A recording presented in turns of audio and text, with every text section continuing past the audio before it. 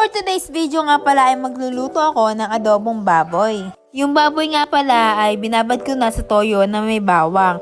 Tapos nagpainit na rin ako ng kasirola. At nung mainit na ang kasirola ay nilagay ko na yung baboy na tinimplahan ko. Then minekos-mekos ko lang yan para kumulo agad.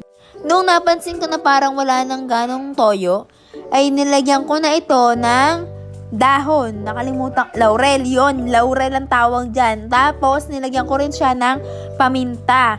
After nun, ay hinalo-halo ko lang siya para ma-absorb niya yung lasa. Hinalo-halo ko nga lang pala ito at nung napansin ko na parang tuyong-tuyo na siya, ay naglagay na rin ako ng tubig.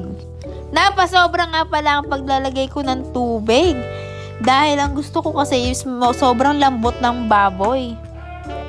Tapos, tinakpan ko muna siya at dinantay makulo. Pero bago yon ay naglagay muna ako ng suka. After ko nga pala maglagay ng suka, ay hinayaan ko lang siyang kumulo ng kumulo.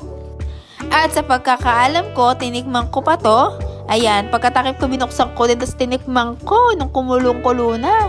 Nag-add ako ng asin dyan kasi feel ko parang walang lasa. Tapos nag-add na rin ako ng toyo. Di nga lang nakita kasi nakalimutan ko dahil. After ko nga pala ilagay yun ay hinalo-halo ko lang siya until ma-absorb niya yung mga pinaglalagay at pinag-add ko.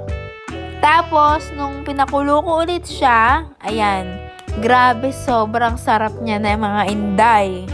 So yun lang guys. See you on my next video. Ito nga pala yung kanyang finished product. Bye-bye!